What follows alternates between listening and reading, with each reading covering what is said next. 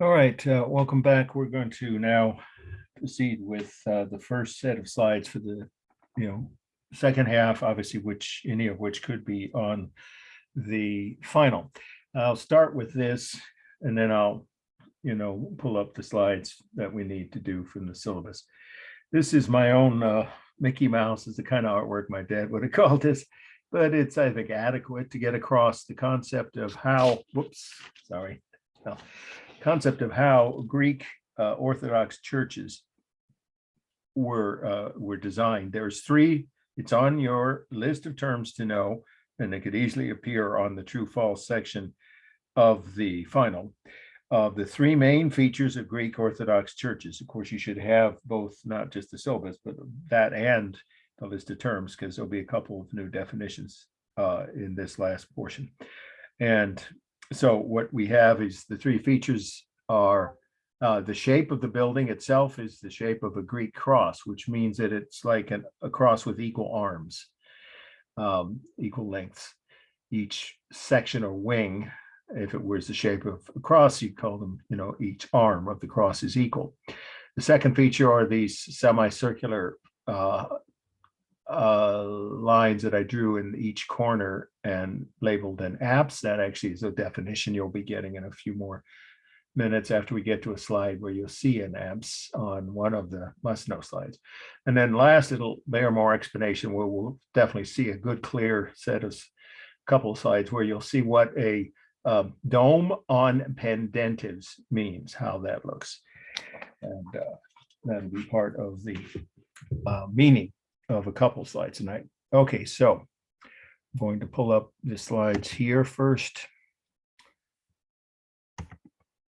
And these will be, let's go ahead and give you the title of the first one so you can get started with note taking for the first must know, which is the Arch of Constantine. Arch, just like it sounds, A-R-C-H, Arch of Constantine. And Constantine is spelled C-O-N-S-T-A-N-T-I-N-E. Arch of Constantine. That is this slide. And then, of course, I need to get it into screen sharing mode. So here we go.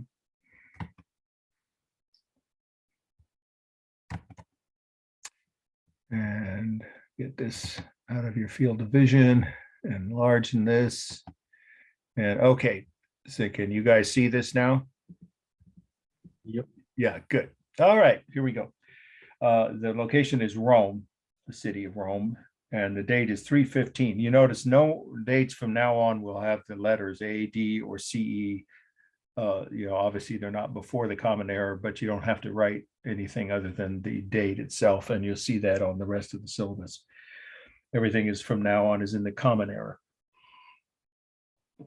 Okay, so why is this a slide I am definitely not going to cut from the study list? It's important enough that it has a high probability of being on the final, because it marks a major change in the history of the ancient world, or you could just say the world, really, certainly the Western world, we should say, Western world, which is that when this arch was constructed, it was a dual purpose monument. It had two purposes, two reasons why the emperor Constantine was the emperor at the time. That's why it's named after him, the Roman emperor, of course. First, it's a monument like all triumphal arches. You remember that definition was on, well, one of the slides related to on the final, the midterm.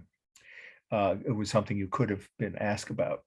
I didn't choose to do that. But anyway, so what's a triumphal arch? It's a monument to a military victory. And the soldiers who won that victory would march beneath the arch, march beneath the arch. And so this literally was that traditional purpose of a monument to a Roman military victory. That's the first purpose.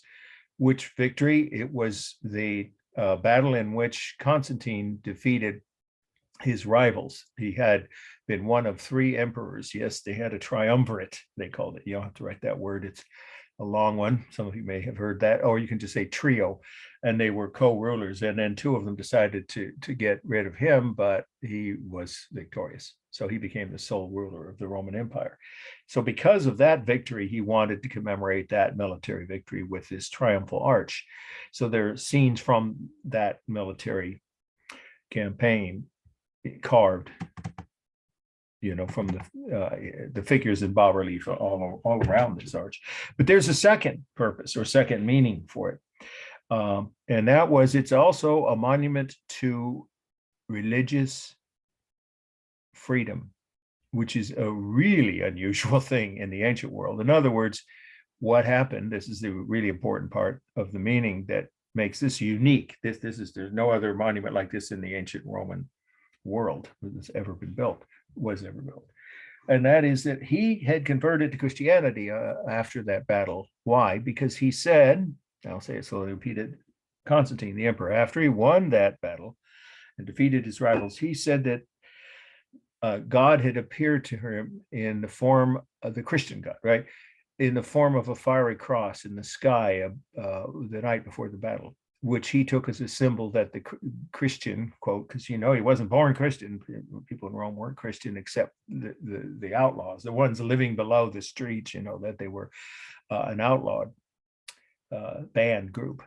So he's the first Christian emperor because he said this vision in the sky of a fiery cross told him that he would become, not just he would win that battle, would become, the ruler of the first Christian ruler of the empire. And so he became a Christian. So did his family, the whole huge group of extended, his children, his grandchildren, his parents, aunts and uncles. So his family, his extended family, converted to Christianity very soon after that battle, based on his having that vision. And then after that, you might be able to guess what would happen if he's the emperor and those people, his whole family now have become Christians. And that's the new religion of preference or choice by the upper classes. So it spread from the upper classes, the conversion first of the emperor and his family, and then of the upper classes around him, and then, the other high-ranking members of society, and eventually down to the entire population.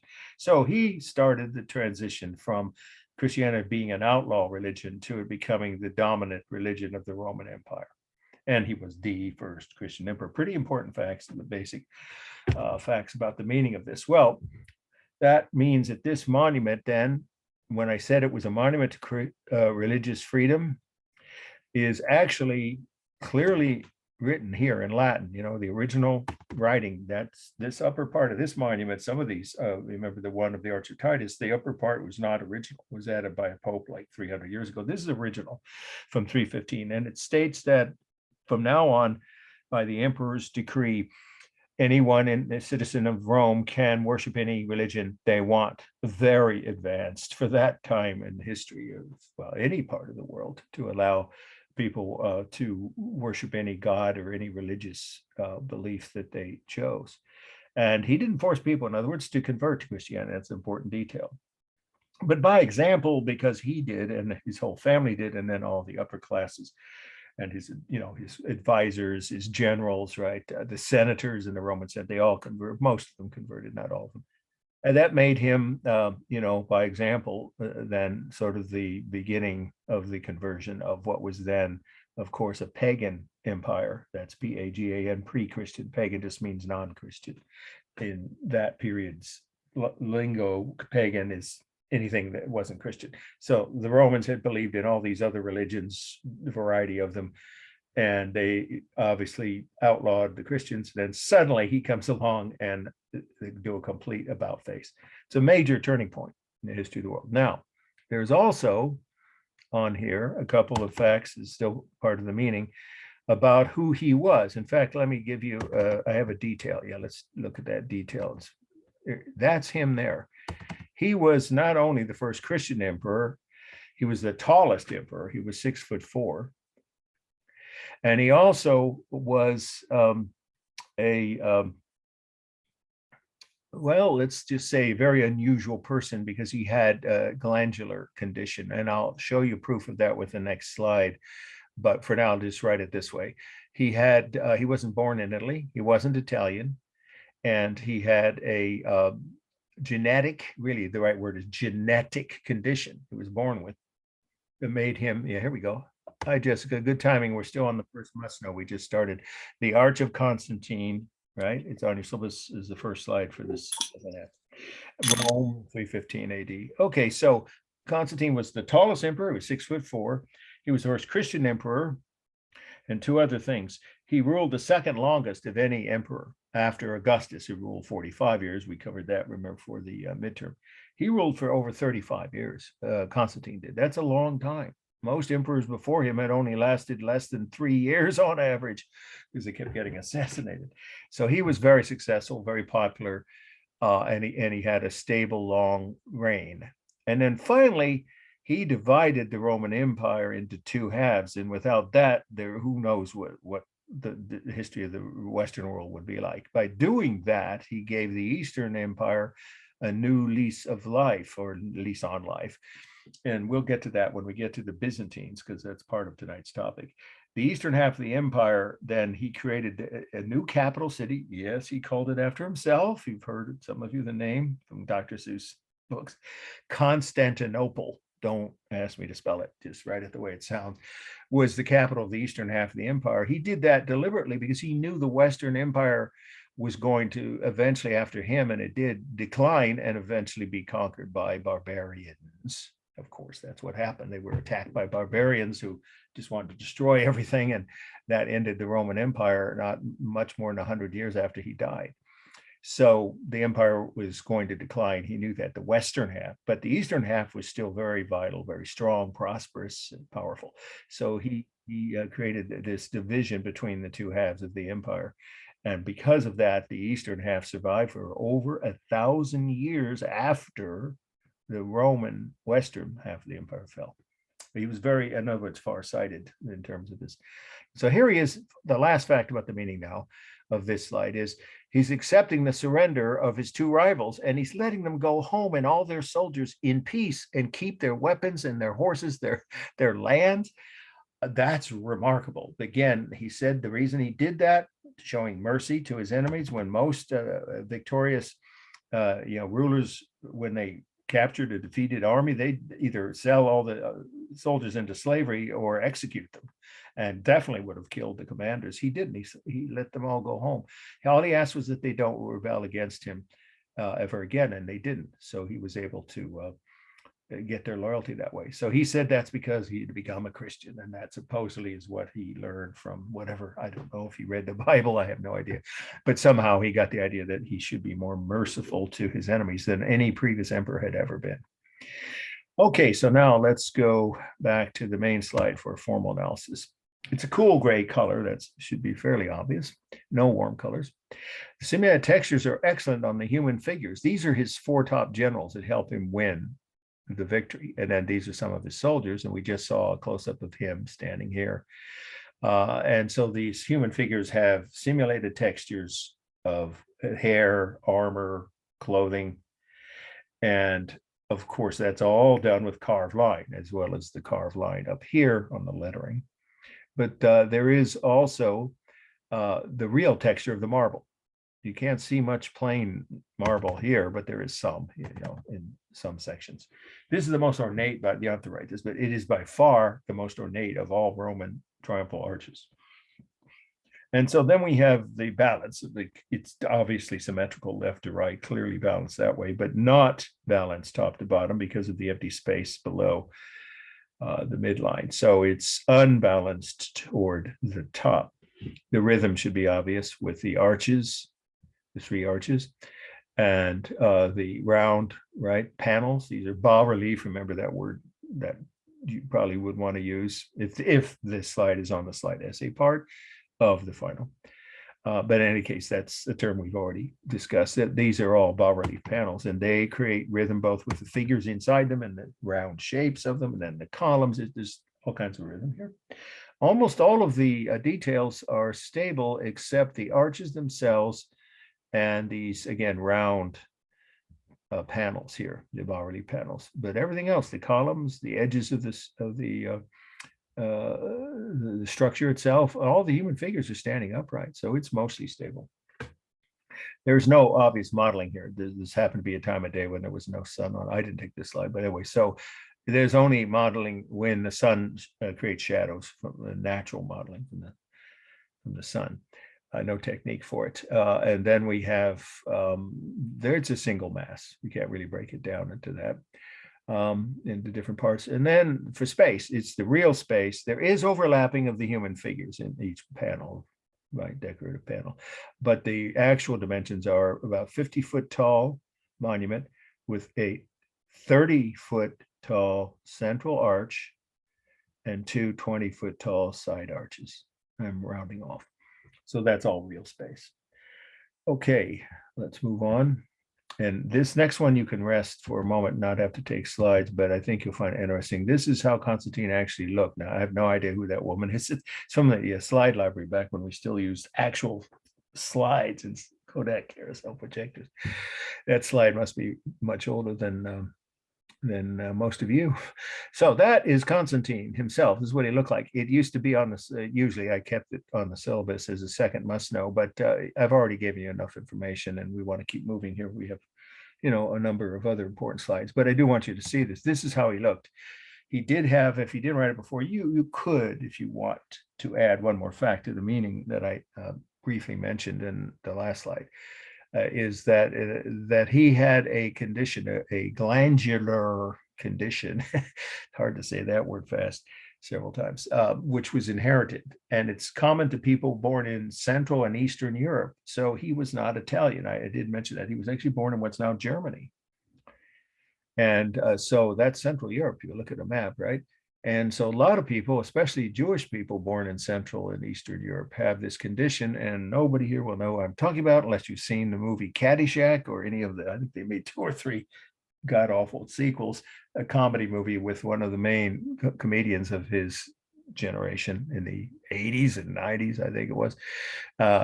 His name was Rodney Dangerfield. He had these giant bulging eyes, just like the Emperor Constantine. This is actually how he looked. This part of a, you have to write this now, part of a giant or colossal statue, a 45-foot tall statue of him that stood above the forum, and all that's left is the head and neck or bust. And then back here, you can see an elbow and 1 kneecap. The rest disappeared a long time ago. It was buried for over 1,000 years and rediscovered during the Renaissance. And so the pieces that survived are on display in a museum in Rome. But it once stood above the forum before it was knocked down by barbarian invaders, I'm sure. You can see his bulging eyes here and his rather prominent nose and very thick jaw. Those are conditions that are common to people that have this genetic inheritance, and he did. He wasn't Italian. All right, now this is the next must know, and this one I'm not going to cut from the list. I won't say it has as high a probability of being on the final as the first one, but I probably won't cut it from the study list. Okay, so it's the second one on the list for tonight of the must knows. Sarcophagus of Junius Bassus. Sarcophagus, I think you already know, but I'll spell that Sarcophagus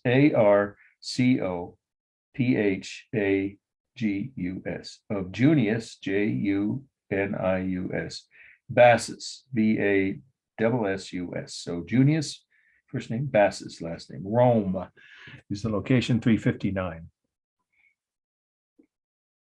We don't need to know anything more about, though he's well documented. He was a high-ranking Roman noble, you could just say that, who converted to Christianity late in life. He was born a pagan, in other words, because when he was born, Constantine wasn't even emperor. So it was illegal to be a Christian. So he was a pagan. Again, that's a word you probably will need to use very likely on at least one slide essay on the final. Pagan, right? Non-Christian, Pagan. So he was born a pagan, but he converted to Christianity sometime after Constantine had become emperor. And of course, the reason is, I just was saying at the beginning of this section of notes, that he was following the emperor's lead, and like most of the upper classes did that. And so he converted to Christianity. And as some of you may know, there is nobody more zealous than a convert. People who change political parties, religions, whatever group they belong to, when they partway through their adult life convert or change over to something new, they get very zealous. So he was a very zealous Christian, you could say, or devout, if you prefer that word, devout. And it shows, because this is a sarcophagus. Remember what that means. It's a large, in this case, stone box, which contained his remains after he died. And he wanted to advertise to the world what a devout Christian he was, because each of these scenes, I'll say this and repeat it, say it slowly and repeat it. Each of these bas-relief scenes is a scene from the Bible, the Christian Bible. So we're going to look at just 3 of them, and that'll give us an idea of how poorly sculpture was made during the late Roman Empire. Late Roman and early Christian are synonymous. Those 2 terms are literally synonymous. That's what we mean, because the empire had converted, most people had, to Christianity by the mid 300s, right? By the time this man died. Certainly almost all of Italy had. So he's showing us, here we go, 3 scenes, or several scenes, I should say, from the Bible. And we're going to just look at the 3 of them that I have close-ups. This panel is supposed to represent Jesus up in heaven on a throne, in heaven. So apparently there's a throne room in heaven. That's him in the middle. Doesn't look like, some of the more recent images of him, does it? A young, beardless youth is the way I think Stockstead describes him. But that's supposed to be Jesus in the middle. And these are 2 of his disciples who obviously have also died and gone to heaven. But what's important is what's going on down here. That's Atlas. Just like, some of you may know, there's a moving company by that name. And of course, there used to be printed books with maps called atlases. Now they're all online. Atlas, of course, capital A. Atlas was an ancient Greek and Roman god who, some of you know this, held up the sky, supposedly. That's what the pagan belief was.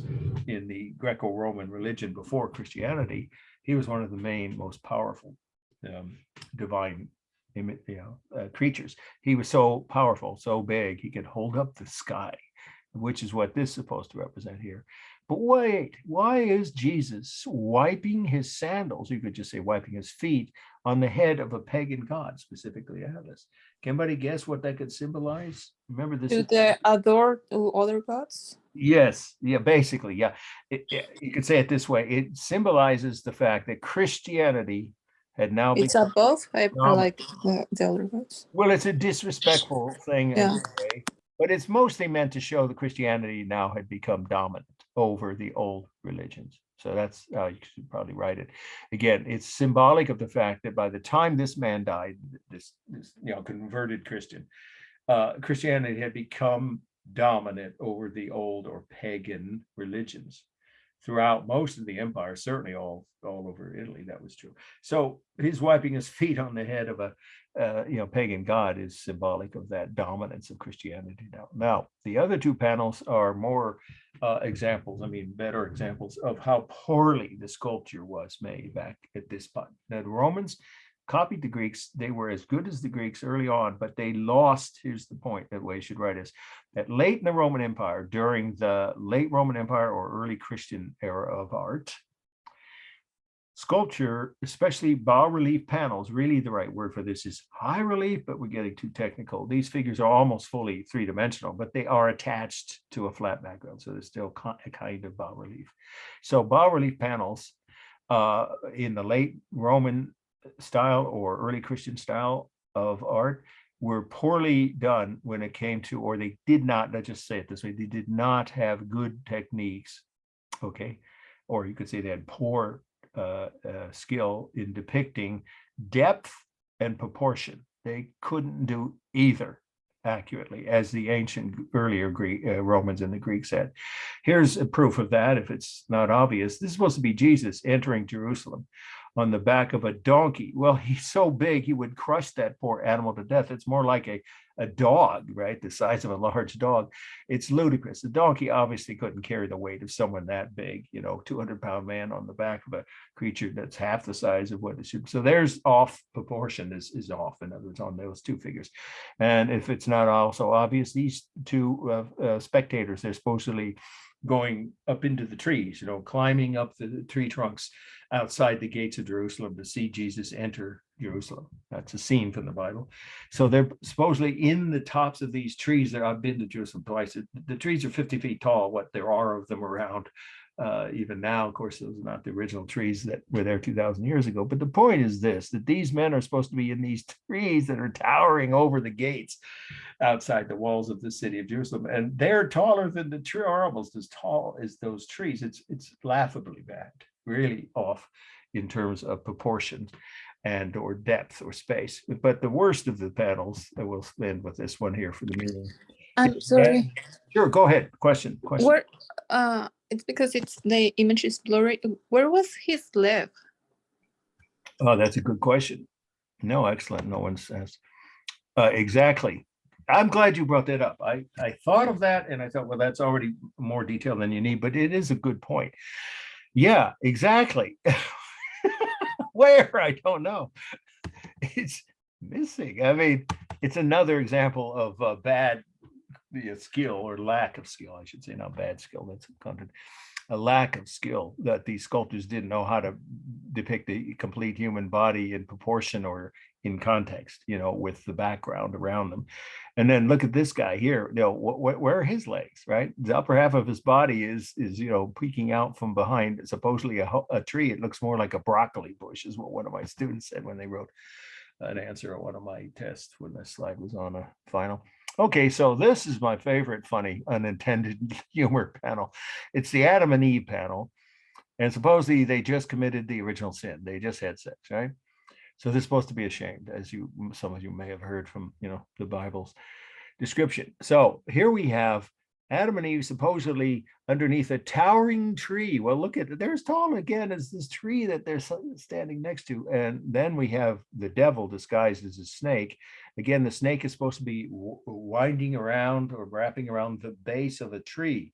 And the snake is as long as the tree, that it's ludicrous. But even more obviously a clear example of a lack of skill of these sculptors, or this sculptor is probably a single sculptor, is their physiques. I mean, she's as buff, if not more buff than he is. If it wasn't for her long hair, you couldn't tell him from her, Adam from Eve.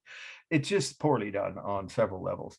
The main thing is that they just had lost. That's the main point you should have. If it's on the exam, this is the view. You'll have the whole set of panels, and you only need to maybe write again 6 facts about it. So you could just describe 2 or 3 of these panels, and say that they are not up to the level of skill that earlier Roman and Greek sculptors were able to do. The one thing they did, let's do our formal analysis now very accurately, is the simulated texture. Now that's still quite skilled here with the carved line. Of course, all the line here is carved, and that you can see on their robes, right? And on their faces, right? And on some of the other objects, I guess, even though this poor donkey that's being cried, and these are supposed to be lions. Those are pretty small lions here next to one of the other saints that supposedly calmed the lions in the Roman arena when they were going to eat him. It's another scene from the Bible. But anyway, the point is that just everything's off in proportion and in depictions of depth or space. They're not very accurate here. So what do they use to depict space? One and only one technique is obvious: overlapping. Obviously the clothes overlap the people, and some of the people overlap the background. Or each other. And then we have the rhythm. All of these figures are right, the same basic height, their arms, hands, heads, and of course their robes and their clothing create rhythm in each panel. There is modeling here because of the deep recessed background, so that creates the shadows, which would be, of course, from if it was ever displayed, I don't know, outdoors or not, this would have had shadows from either the tomb torches that would have been used for people who came to visit this sarcophagus. So just say that shadows are created naturally here, and that's what the modeling is actually. Of course, part of the design, or we couldn't see the figures if it weren't for the contrast of shadows in the background with a light area in front. And then it's all stable. There's nothing dynamic about this. The tops of their heads, it's about it. Even this guy here and his legs, these are mostly upright. So all the human figures are standing upright. And so it's almost entirely stable. And then each panel is balanced. The whole thing is balanced. Of course, if you draw a line down the middle, there are equal numbers of figures on either side. And of course, there are two halves, and those are the same height. For space, I did mention, I should have added, there's one real, the actual dimension of the sarcophagus. It's about 3 feet high by about 3 to 4 feet, actually, by about 6 feet long. Yeah, it's more like 3.5 feet tall by about 6 feet long. And that's the real dimensions, but the main technique is overlapping. And let's see, I think there's no larger or smaller masses. They're pretty much the same size of the human figures in each panel. The color, by the way, oh, I'm sorry, I almost forgot. This is a black and white slide. I couldn't find one on the internet that's color. So it's an actual color is warm pink stone. I think it's marble, but I'm not sure. If you saw it though on the exam and as the only slide you had and you thought it looks cool gray, I wouldn't dispute that or take points off because that's what you're looking at. The color in the slide, this slide makes it look cool, but it's actually warm pink. Okay. So this is the next must-know. We're doing well on the time because we've got two really important ones coming up that are ones that there's enough information on, and they're not going to be cut from the study list that we don't want to rush through them.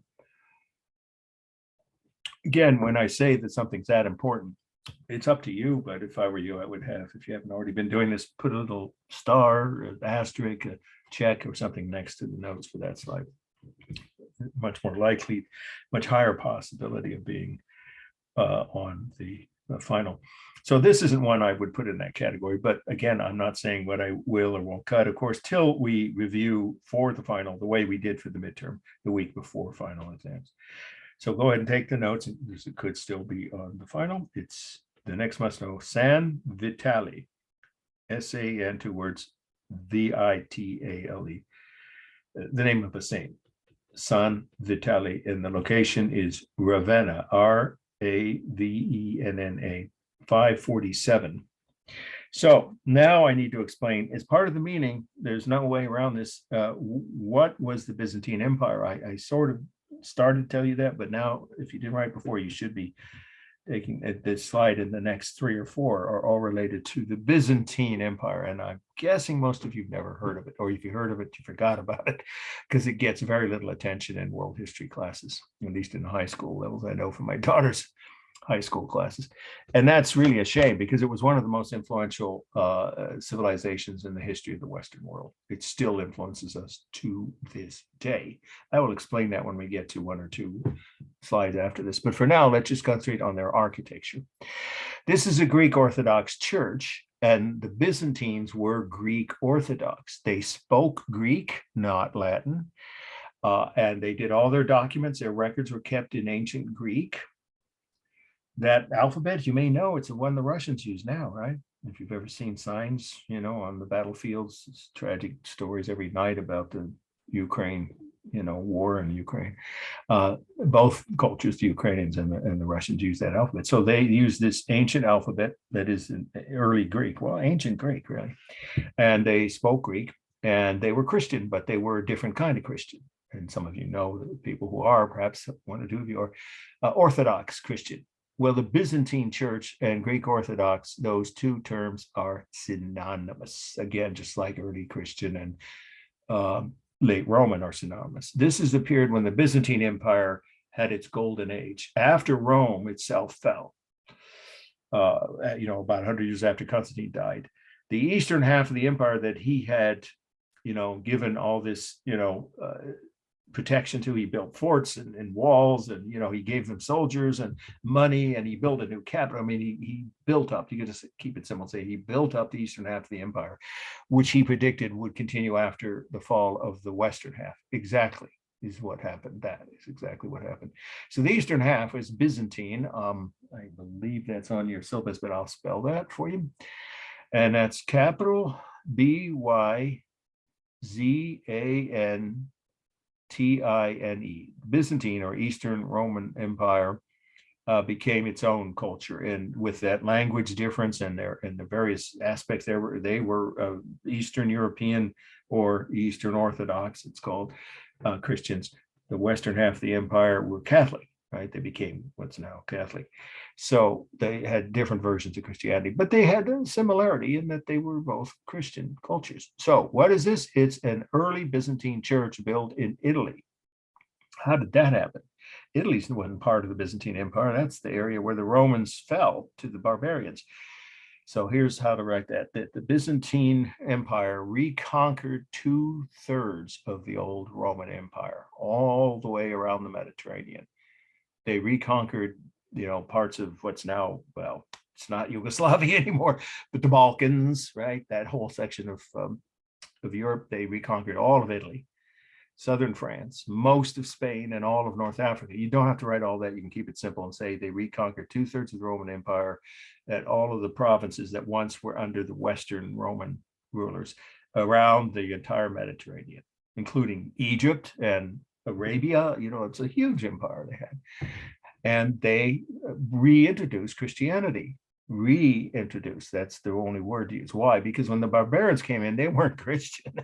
They didn't care about what the Romans believed. They were pagan. So they temporarily, when they took over the barbarian tribes that smashed the Roman Empire, they weren't Christian. A few of them converted, but most of them didn't. And so when the Byzantines, about 100 years later, came back to those areas, they, again, the right phrase is reintroduced Christianity. And that's the proof of what we're looking at now.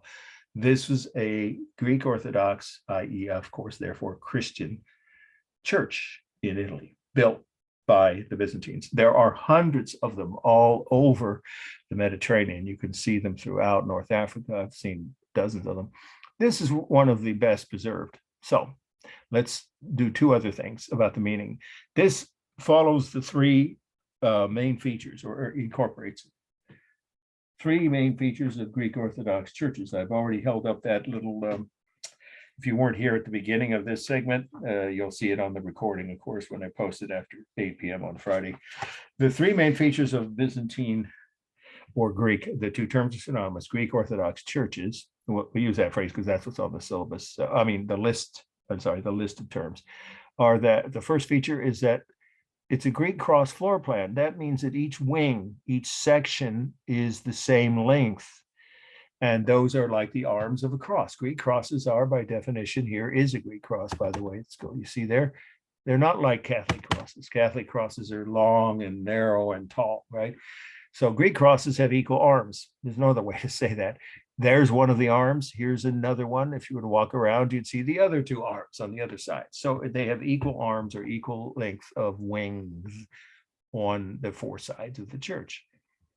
Then the second feature is apses, A-P-S-E. Now that is a new definition, and it's a short one. I'll give it to you now, so you definitely need to know that for probably will come up on the final. An apse, A-P-S-E, right,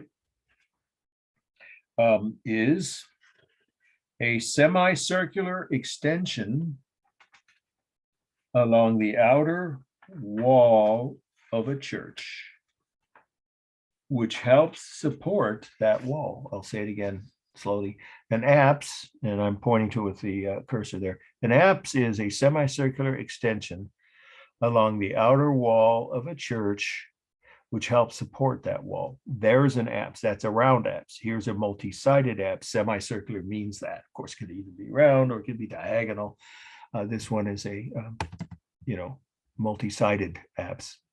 It's slightly bigger than this one, but these are both apses, and they help support the weight of this very heavy set of walls. And then the third feature is the most distinctive one for this style of architecture for Greek Orthodox church designs, and that's a dome resting on the corners of the walls. That's a remarkably advanced concept.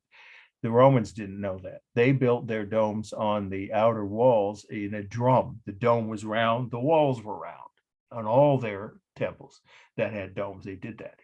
I mean, you can get pretty big domes, remember, from the Pantheon in Rome, but you couldn't get much bigger than that. With the Byzantines, they went much bigger. Now, this is not that large a church. It's big enough, but you'll see in just the next couple of slides how much bigger the domes could be on a Greek Orthodox church, because they rested the domes. I'll say it again, a dome on pendentives means that the dome is resting on the corners of the building, which is what I was doing with the illustration, that mediocre drawing I did, where the round outer shape of the dome overlaps with each of the four corners. And that's much stronger. It's a much stronger method of supporting a dome. Okay, so that's the whole meaning on this. If you're curious, this babushka lady, I'm sure has nothing to do with whoever took the pictures, not someone I would have any idea who did it. But this is a classic example of Greek Orthodox for those reasons I just described. Okay, so now here are the elements of composition. First, for color, it's warm. Everything is warm. By the way, somebody say, wait a minute, what about this? That's not original. That was added later. So the original church just ended right here at the top of the dome. So the colors are warm, yellowish brick. You could say yellowish brown brick, and warm red clay tiles. So those are the two main colors, are warm.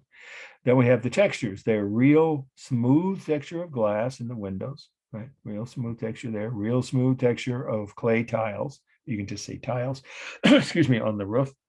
And then the third texture is the real rough texture of brick. Those walls are brick. Well, they're probably brick on top of stone, but anyway, what you see here is brick.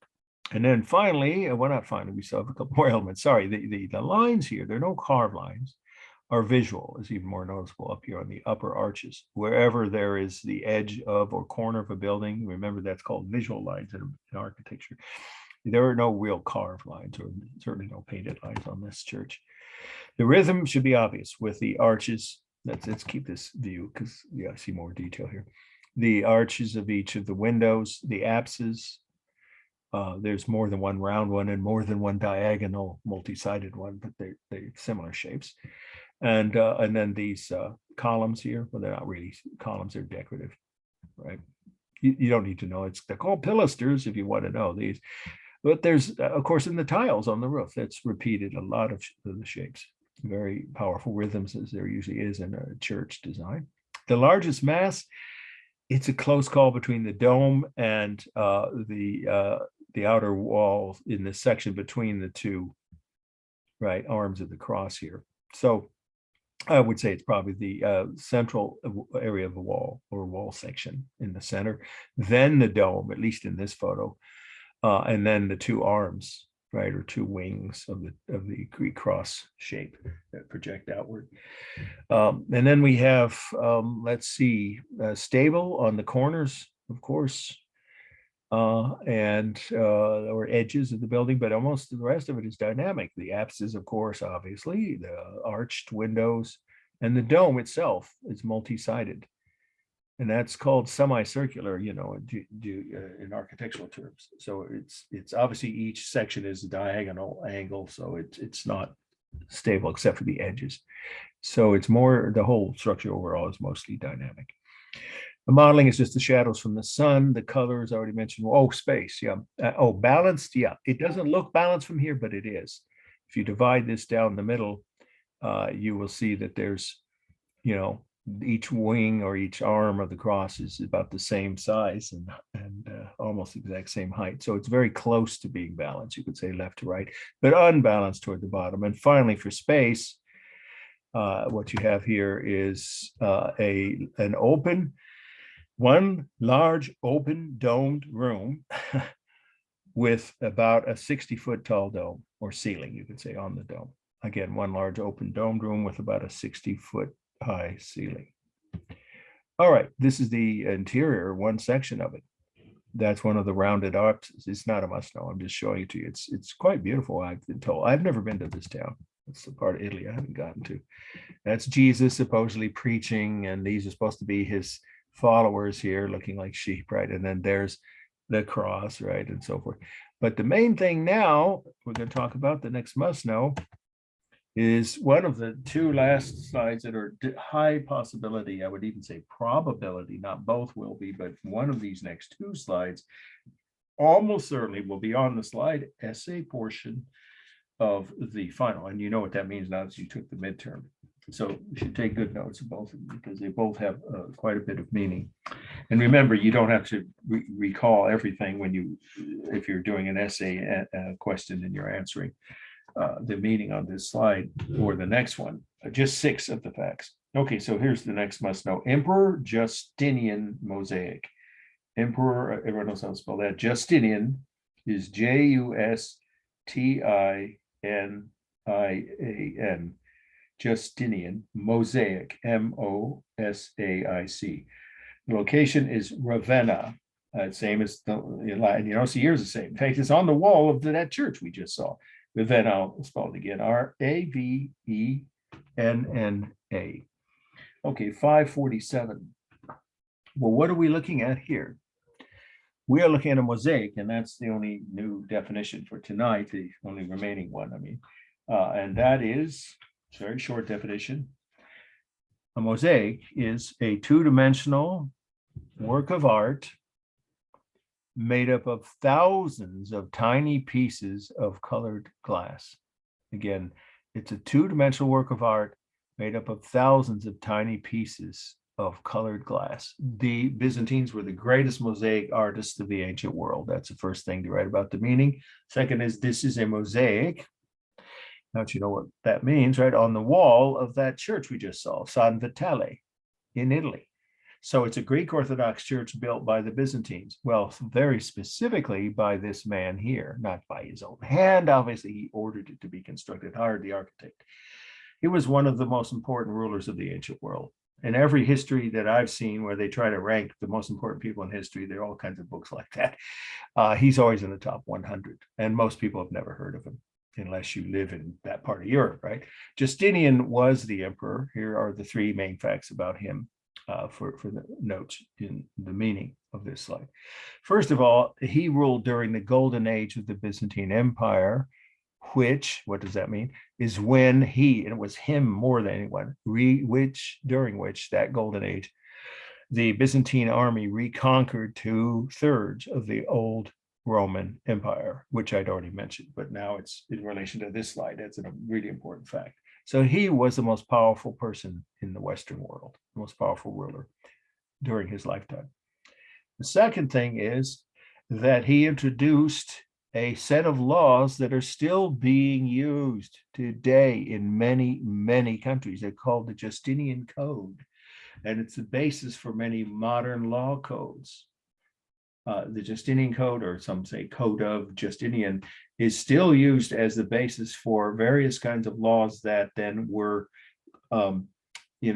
modified, of course, over the hundreds of years since the Byzantine Empire fell, which you don't have to know this was in the 1400s. Look how long that's, almost 1,000 years after Rome itself fell. The point is that he introduced a whole system of laws that's still being used in many parts of the world, not just in Europe, more so Europe than anywhere else, but even parts of the Middle East, and some Latin American countries use that as a basis. So obviously his influence is still being felt today. And then the third thing is he created bureaucracy. You might say, oh, great. So we have him to blame when we go to the damn DMV, pardon my French. Now, it's not what I'm talking about. I'm talking about the concept of multiple levels of government services that are, supposed to be, and in his reign they were, conducted by trained professionals to perform specific duties. And the whole concept of multi-levels of courts, that's his idea. It used to be there was just, maybe 1 or 2 levels of courts in ancient Greece and Rome and Babylon and Egypt, if there were any courts at all that you could go to seek, justice. He created the concept of courts of different levels, which we still have to this day. There's a municipal court, there's a state or regional provincial court, then there's an appeals court. It's that whole concept, and finally a Supreme Court. That goes back to Justinian. So it's a pretty important, period in the history of the Western world when they were at their golden age, and he was the ruler. But he also, one other fact about the meaning is, look at what is around his head, a halo and a crown, both. How can that be? He's either a king or a saint. Well, in the Byzantine religion, the head of the empire, obviously the emperor, that's him, Justinian, also was like a pope. They didn't use that word, they had a different word, but he ran the church, the entire Byzantine or Greek Orthodox church, and the whole religion was under his rule. So he was a dual ruler in both religious and political terms. He was the most powerful person in the Byzantine Empire, both because of his ruling over the religious activities. And of course, he was busy, so he didn't make the decisions every day for each church and each service. He would turn that over to this guy here, who has, you see, there's the Greek cross. So he would be like the, second most powerful person in the Byzantine church. But the emperor had the final word over church matters and government matters. And then finally, we have the fact that the style is the last fact, but the meaning of this is classically Byzantine. And it's the kind of thing that leads to today we have icons, some of you know, not the kind that are on your computer. That's borrowed cultural appropriation from the Byzantines. The term originally, and that's actually, I have to confess, there is one more term. I think I didn't cut it off. No, it's still on here. So on the page where at the bottom is the three main features of Greek Orthodox churches, just above that is the word icon. It's a short definition. An icon is a sacred image which includes one or more of the following: God, Jesus, Mary, right, the mother of Jesus, or other holy figures. Again, God, Jesus, Mary, or other holy figures. Well, he's the last. He's in that last category. He is a holy figure. He was considered very much close to like a saint. That's why he has a halo. Not quite literally a saint, the way Catholics use that word, but he was a holy figure on earth and supposedly in direct touch with God. And he ruled because God wanted him to. That's the concept almost all kings eventually had, but he's one of the first to do that. That told his people, I am God's chosen, representative on earth. So everything he said, of course, people had to obey. Now, don't write this, but so this is an icon, in other words. This qualifies, this image with a gold background. That's typical of most icons. Even to this day, they're being made all over the world. Icons are, you can find them in almost any gift shop of Middle Eastern or Russian or Baltic. Balkan countries, any Eastern Orthodox church will have them inside the church. So icons are still being made today, but the Byzantines started that with the gold background, holy figures, and then other people around that figure. So who are these people? Now you can pause. You have to take more notes on the meaning. We'll do a formal analysis in just a minute. Well, these are his advisors. They'd be like today, maybe a cabinet, for the president, or, another ruler who's got civilian advisors. Ministers, they would have been called, right, of different branches of the government, the civilian ministers. But on this end, the far left end, as we look at the screen, are his military heads, the heads of his navy, army, cavalry, artillery, all the branches of the Byzantine army that reconquered those 2/3 of the provinces of the old Roman Empire. But there's a mystery of history. Don't worry, this, just take a look. Anybody notice something interesting about the facial expressions or appearance, I should say, of these four figures on the end? They might look like perhaps four certain, much more recent, two of whom are still alive and two died, from a certain singing group that became the number one. Anybody get what I'm getting at? This wasn't me. One of my students pointed this out when I first Beatles? The Beatles, John, Paul, George, and Ringo. What are they doing in ancient Byzantine mosaic? That's a mystery of history no one can explain. There's just enough similarity to the late 60s when the Beatles were making, like the White Album or some of those where they were wearing facial hair or long hair, even more long than their first year or two. And yeah, it's just an ironic coincidence, but don't, of course, put that in your notes or use that on anything. Just ironic. Okay, formal analysis. These are very bold lines, typical of Byzantine icons or mosaics in general. They weren't always icons. If they didn't have a holy figure, they were just a general mosaic. So they always did that on all their mosaics. Bold outlines everywhere you look. The only thin lines are on the faces. The largest mass, that's easy. The emperor, of course, he's got the largest, widest presence there in his purple robes. The colors, warm on the background, cool on most of the ministers on either side of him. And I would say this is a cool shade of purple on the emperor's clothes. And then the green is, of course, on some of the military advisors. But then we have the skin tones, of course, are fairly warm. The similar textures are superb. They were superb mosaic artists. They created realistic looking hair and your eyes and skin and the robes themselves. So the simulated textures are excellent. This is almost entirely stable. There's hardly anything dynamic about it, except his halo and this shield. And then I guess this bowl he's carrying, which probably has actual gold in it, or some kind of holy water. So maybe those three details, but look at, they're all standing upright, stiff ramrod upright. So it's mostly stable. The only technique for space is, of course, overlapping. Their clothes overlapping their body, and some of the figures overlapping the people around them. And then we have balance. Yes, he's right in the middle, right? And even though there's more actual people on the left side, these figures fill out the space pretty well. So it's roughly balanced left to right and top to bottom. Again, if you draw the line down roughly around the waistline of these figures, it's roughly equal. Although you could argue that because there's some empty space at the very, very top, that it's somewhat unbalanced toward the bottom, but there is there too. So to me, it's balanced both ways. Okay, the rhythm is obvious with the heads, arms, some hands, of course, and the robes create very powerful rhythm. And I think we've covered everything. Modeling, yeah, very strong modeling. All Mosaic, Byzantine mosaics did that, especially on the robes, but even somewhat less strong, but still realistic modeling on their faces. Okay, now did I cut this? I think I did. This is an icon that I believe I would have had on the list if we, no, yeah. No, I didn't. It's on here. Icon of Virgin and Child, which you already have. This won't take that long, because coming up is the most important slide of tonight for sure. The next must know, but this is on the syllabus. Again, I'm not saying it's a very, very high probability of being on the test, but as of now, assume it might be. The title is Icon of Virgin and Child. ICON of Virgin, of course, how to spell that, and Child is the title. Istanbul. That's the city it's in now. Today, it's a city in Turkey, but originally it was Constantinople. But you just write what's on the syllabus if it's on the exam. We don't know the exact year, so you could ignore the little c if you just want to write 1100, which would mean it's a Byzantine icon. But this is not a mosaic. It's a painting on wood.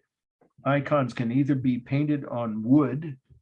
Some of you have seen them in these gift shops in San Francisco, maybe, you know, or there's actually quite a few here in Sonoma County, or well, I'm in Alameda County where you guys are. There's 10%, somebody said 10,000 Russian immigrants in Sonoma County. That sounds about right. And they have their own churches. Some of you know this, you can go see them. And inside they have icons and they have gift shops. You could even buy replicas of the ones inside the church. So they paint, some of the icons are painted on wood. Some are done by mosaics, which of course would be on a wall. How else would you do a mosaic? But on the wall of the building. This is painted on a panel, a wood panel. And it's, the Virgin means Mary, the mother of Jesus. And then here we have Jesus looking like a miniature 30-year-old man with a bad haircut. I mean, I can't get, I mean, that doesn't look like a baby to anybody I know. But anyway, so that's just the way they were depicting, you know, children in some of their icons, not all of them. This is getting late, very late in the Byzantine Empire, 600 years after Justinian. So perhaps, again, some of the skill of the earlier generations had been lost. And yet they're sitting on something that should look familiar. It looks like the Colosseum in Rome. They look, yeah, doesn't it? Yeah, it does. And it's not an accident. There was one in Constantinople, the capital of the Byzantine Empire. And again, I'm not going to spell that word for you. We're already going to try to not run late tonight. So, I mean, we won't. I want to end maybe a little early. So just write the word Constantinople, O-P-L-E on the end. Nople, N-O-P-L-E. Constantinople was the capital of the Byzantine Empire, right? And this is a reproduction, you could say, or an image, rather, an image of the Colosseum there. But that Colosseum in Constantinople, as you might guess, because it was, quote, Christian, unquote, empire, was not for blood sports. No, family-friendly entertainment. You know, pageants, singing, dancing, plays, what have you. So any kind of non-violent entertainment could be. I imagine there was boxing and some things that some people might consider somewhat violent, but not blood sports. They didn't do blood sports. So the Colosseum there is almost totally gone. I've been to Istanbul. I'll show you my own slides if time permits next week. It's one of the most beautiful cities I've ever been to. 2,000 years of history. You can find on every street remnants of several different cultures. It's amazing. So that would have been an image of an actual Colosseum that stood in the city of Constantinople, the capital of the Byzantine Empire, but was not used for fights or blood sports, but peaceful entertainment. And then we have the images of, all of these figures. Jesus, remember, this qualifies as an icon. So you've got Mary, Jesus, and angels, 2 angels up in heaven. And all 4 figures have of the halo. And then the typical Byzantine icon, since they invented icons, remember, is always had a gold background. You see that behind the figures. Okay, formal analysis. We'll do it quickly. It's balanced, yes, left to right and top to bottom, I would say. But there are people who say, well, there's more empty space here, but I see some here. And by the way, this got cut off, this slide. I didn't create this slide, so there's more empty space below. So it's roughly balanced with the 2 angels on either side. The largest mass, it's a close call. Is it Mary or the throne / Colosseum she's sitting on? You decide. I think it's her. Then the background or Colosseum around them, and then third largest would be Jesus.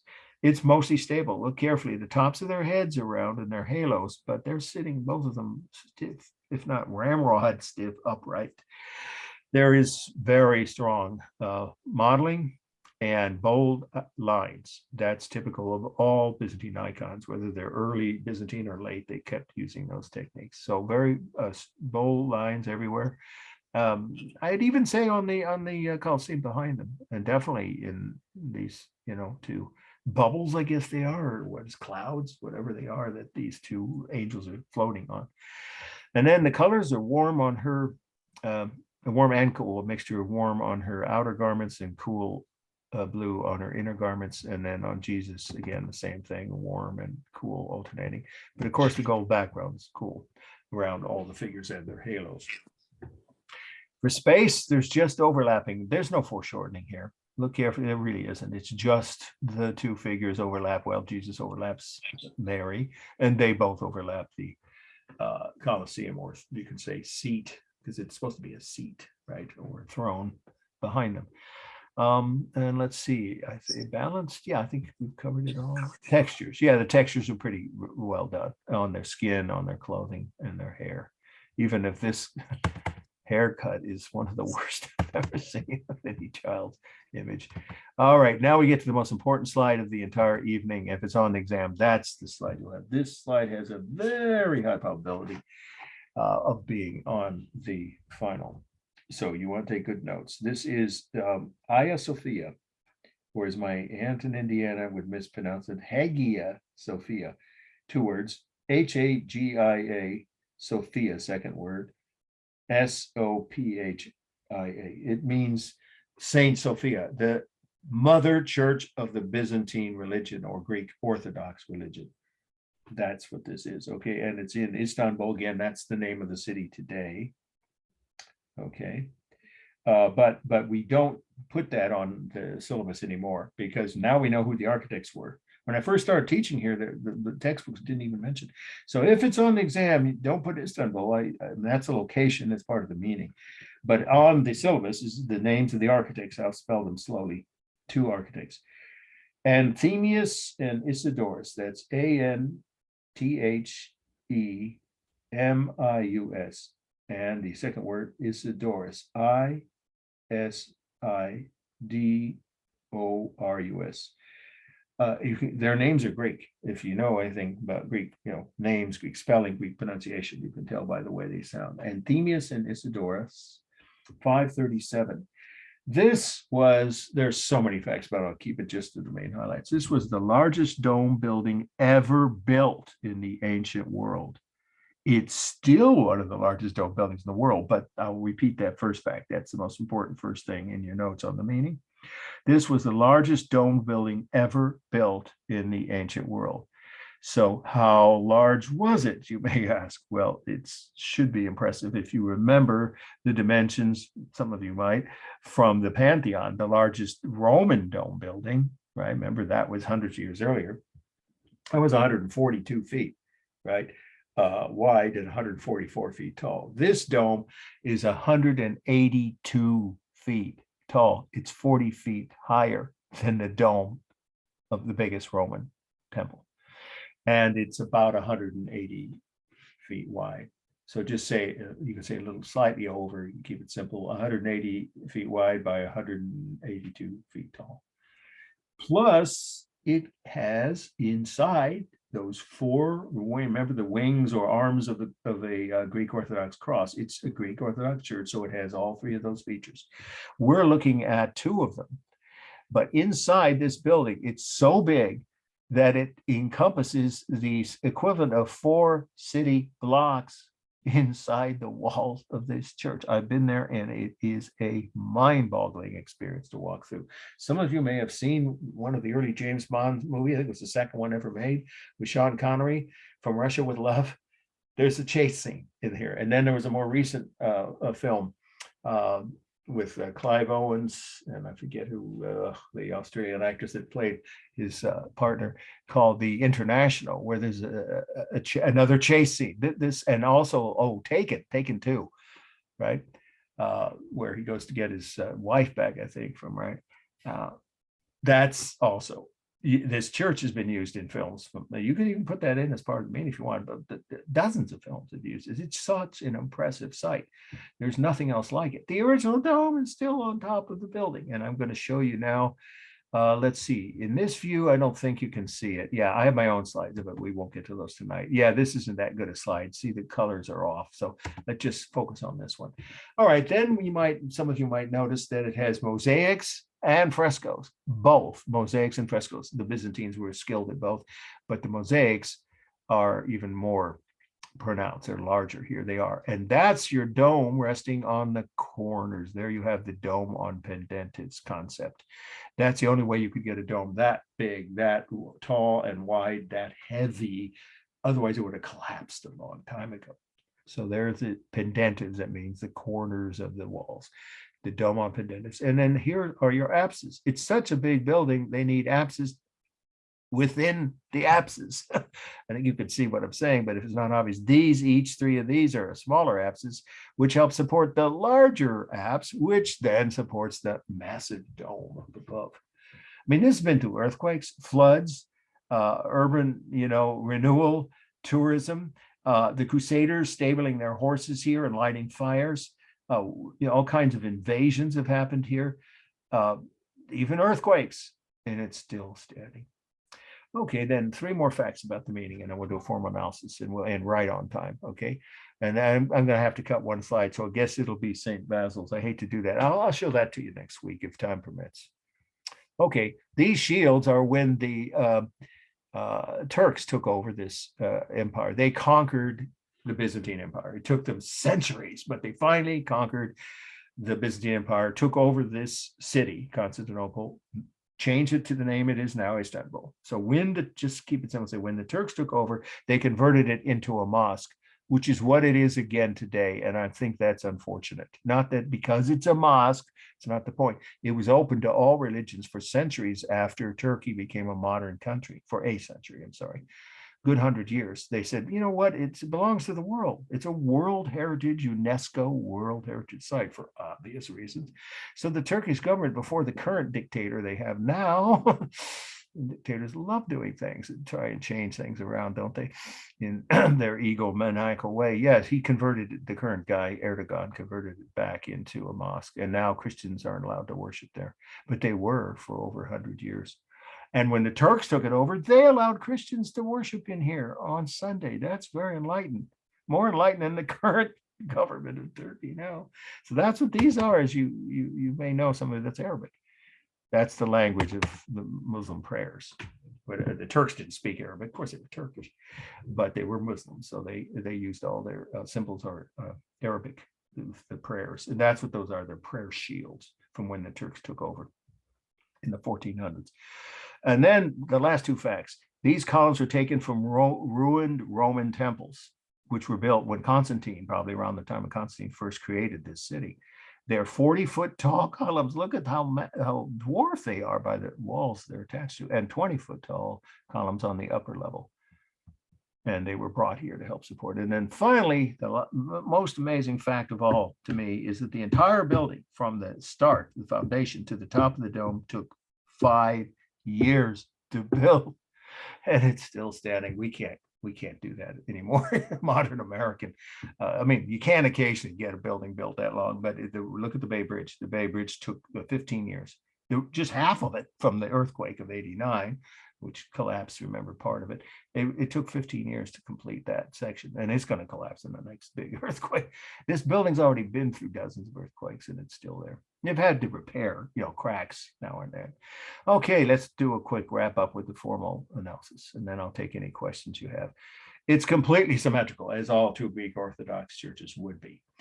For space, I've already told you, but I'll repeat that. It's the real space, of course, of a over 180-foot wide dome with 182-foot tall ceiling and 4 equal arms, each of which is the equivalent or encloses, however you want to write that, the equivalent of a city block, 4 city blocks within one building.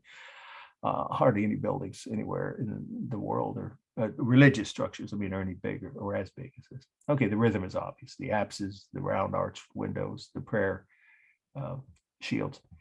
And the colors warm on the upper half, right? Yellows and oranges and reds. And then the prayer shields are, gold, warm, and of course it's green. You can probably tell dark green is cool. And then the columns are really, they're warm, but they look cool gray. So if you just want to write it that way in this slide, they appear to be a cool gray. Textures are real on most of the walls, real smooth marble, real smooth plaster. But there are simulated textures in the angels, different saints and angels, and the icon images on the walls. Of course, they use painted line to create those. And all around the apses here, there's painted lines.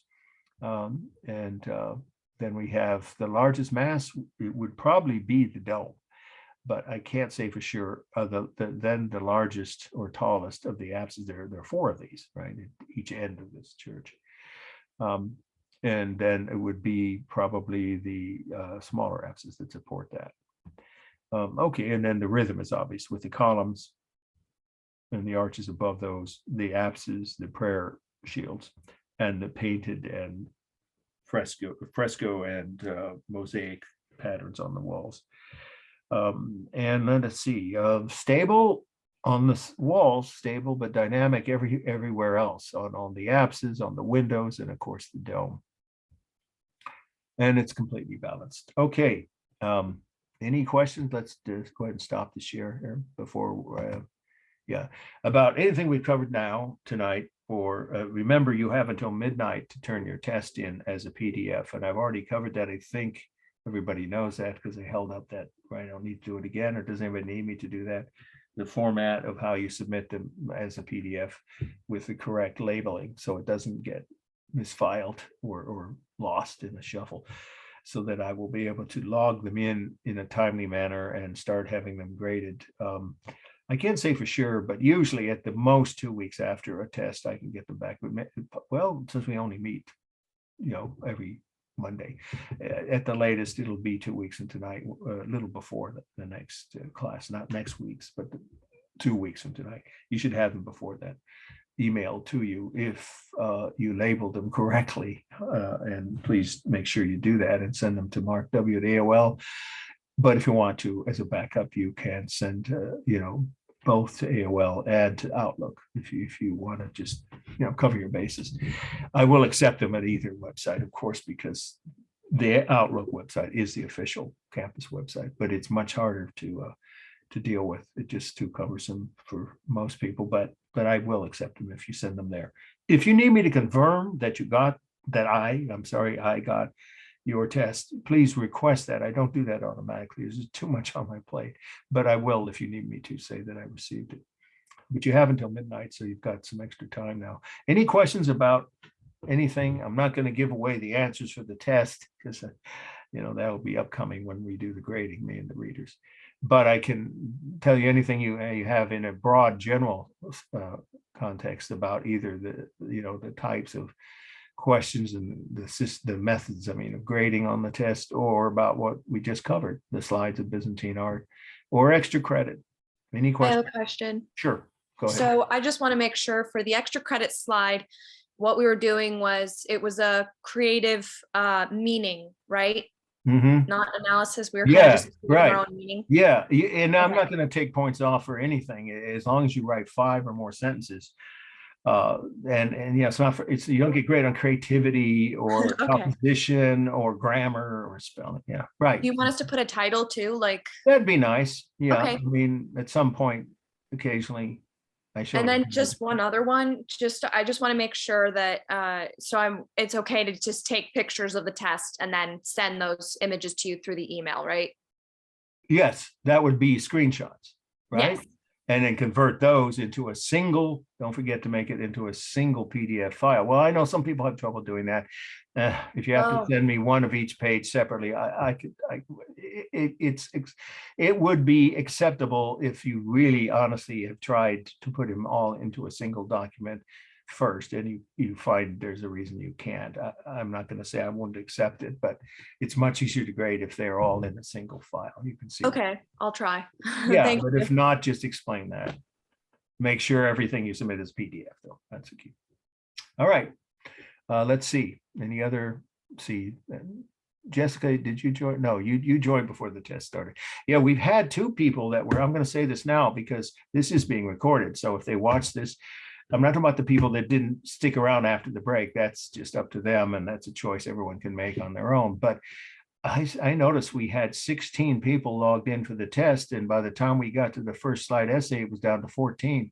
If you're one of, not anyone here now, but those listening later, or you know someone who that happened to, it's better that you at least turn in, even if all you did was the first section, that's still 45 points plus extra credit would make up the missing points. So I've had people do that and then just give up and not send in even a partially completed exam. That's self-defeating. If that happened for some reason, that has nothing to do, unless it was because of a medical emergency, then you prove that with written evidence, then, I could give you some kind of a makeup assignment, but that takes a lot of time, of course, but that is an option only for people that have a medical emergency that they can verify in writing. Again, not my rule, that's the district's rule. But even if you don't have that, it's better turn in even a partially completed exam and then do extra credit, because you can at least have a shot at a B anyway in the course, and maybe even an A if you do well on the final and the 2 papers. Just a little word of advice might apply to 2, well, does apply to 2 people that were here for the first 5 ID slides and then logged out. I don't know why, but anyway, just trying to be helpful. Any other questions? Anybody about extra credit, grades, or future activities, right? Like museum activities. You guys, no one's come up with more than 20 points yet, I don't think, in this. I do have a question. Sure. Can I send, it's because I already sent some emails for the extra credit, but I think that I Is this, did not send it as a PDF. Can I resend it? yes, you can. Oh, absolutely. You have until final exams week to turn in extra credit. Who is that now? I'm trying to, was that? I'm Jessica. Jessica? Yeah. And I also have another question. Sure. Yesterday, I went to the Egyptian Museum down in San Jose. Oh, yeah, that's neat, isn't it? Rosicrucian Museum, yeah. Mhm. Yes, but I didn't get the ticket, but I was Yeah, able picture? to take a picture. Perfect. Oh, okay. Thank Perfect. you. You get 10 points. Did you get to see the little child, the little girl with her teeth? Yeah. My daughter had nightmares about that when she was 4. We took her there, man. And she's thinking that girl was going to come alive. We were able to. The only museum in the Bay Area with authentic mummies. We don't, most big cities back east, they have an Egyptian section, and there's several mummies, but there's only that one. Yeah, so that's a good, choice for extra credit. Just send me 3 or 4 photos of it. And don't forget to include your full, obviously your full name and also what class you're in. Okay. Okay, All right. thank you. You're welcome. Yeah. Any other questions? I was wondering if you got my first short paper. Oh, is this Clarisse? This is Sam. Well, okay. Oh, all right. Well, let me see. How do you spell your last name? Because I'm going to check, and if not, then you could still turn it in, or otherwise resend it. Hang on. Okay, How do you spell your last name? Huie. Oh, yeah. it sounds familiar, but you're gonna have to give me a moment because what I did was write down before class. Actually, it was over the weekend, the names of all the people whom I've gotten assignments, both the first paper and well, now, of course, you guys, the midterm, you haven't even finished yet. Okay, so H, yes, I do. And at this point, I have that I sent you the grade. It was a pretty good grade. I don't want to say what it was. It's private, but I forwarded to. But you know what? Would you email me, Sam? Yeah, because then I can just hit reply. Because somehow maybe the way your name appears on your email handle is different than what I have in my roster. I know I put your name in and either it didn't come up or it did, and it said it didn't say. I mean, it didn't say that it was male or demon. When something bounces back, I know that it didn't go through. According to what I could see, it did go through. So check your spam folder first. But if you still don't find that there, then yes, I graded it and it's in the roster, and I'll forward the grade to you with a brief explanation if you need me to. But if it is in your spam folder, just email me, okay? Which means I'll be able to send it to you. It'll have to be tomorrow afternoon by the time I get around to it. It's been a long day. All right. Yeah, I'll just send you another email so you have my email address. Yeah, that'll work. Then Okay. I'll get it back to you by tomorrow before 5 or so. Okay, anybody else have any other questions? It's kind of lame, but like I got kicked off the Zoom right before any of the extra credit slide was up. Is there any way to know what that slide was, or is that just I was waiting for I'll do that. I'll do that for you. Sure. No. I wondered because some people started on. Hang on. Here's how I'll have to do it. It's pretty. I had the Zoom and the paper that I was typing on for the test on the same page, and I swiped up to like refresh my typing page, and it logged me out of the Zoom, and I was like, oh god. Okay, so what we'll do is I can't let you look at the actual regular slides, so that's giving you an advantage, but I can let you look at that last one. That's the only one I'm trying to find. Sure, that's fine. Hang on. 1.1 midterm. There it is. Since you'd already done all of them, here it is. Everything else is just the extra credit slide. Yeah. That's it. But in order for you to see it, I think I have to do this, right? Yeah, I have to do screen share. And then hit it again. And now you should be able to see it. It says, okay. Do you see it? Yeah, I think so. All right, let me tell you the facts so you have the same information and no less than anyone else. This is actually my daughter. 4 years ago, it was her Cara Delevingne phase when she had thick eyebrows. She wanted me to tell you she's changed everything, her hairstyle, much more stylish now. Silly, I know. Don't write that. But if you want to, you can incorporate some facts. And here they are, the real actual facts. Elena is her name, E-L-E-N-A. We adopted her from Russia. She was 15 when I took this slide of her in the Field Museum. If you ever heard of it's the biggest museum of anthropology and the first ever in America. It's the basis for the or inspiration for the Night at the Museum movie series, right? This is the real place called, just like the word Field Museum in Chicago. And we were there looking at these stuffed animals. They'd been there for like 100 years. And she was remarking, why did they have to kill the whole family? I mean, there's the buck, right? The father here. And then here are babies and the mama deer. She's saying, why did they kill the whole family? So that's the actual scene that I took the photo of. But you could change it around and say she's a high priestess who's using her hands to create a magic spell to bring the animals back to life, right? Or that she's one of Putin's most effective spies, because no one would think of a teenage girl as a Russian spy. Or she even could be working for the mafia, either Russian, Italian, or any other. And she's carrying, something secret documents in her pouch there. And she just got caught by the FBI and they're making her say, hands up, right? Or you could bring aliens into it. In other words, you get 5 sentences, you get 5 points, and I'll leave it up for 10 minutes. That's what I gave everybody else. Oh, okay. I think I've got a pretty good idea of what it is. It's pretty straightforward. I do appreciate it. I just wanted to actually just see what it was. Well, then can I stop the screen share? Yeah, of course. That's fine. 30 seconds was all I wanted, just to kind of. Well, good. Yeah, it's worth 5 points if you just give me 5 sentences and you don't get graded, like I said, for content, originality, spelling, grammar. Just 5 sentences in a paragraph, maybe give it a title. And that's where Okay. it goes. All right. Thank Okay. you. So I'll go ahead and stop the share. Yeah, of course. Thank you so much. I All right. appreciate You're that. welcome, of course. All You right. have a great day. So you go ahead and keep working. I'm going to sign off unless there's anybody else with any other questions. No. No, yeah, well, I see one other person at the top there. Nope, not anymore. Okay. I think we've had a long evening, and you guys, make sure you turn in your PDFs, your exam PDFs by midnight or sooner. All right. I'll see you all next Monday. Have a good week.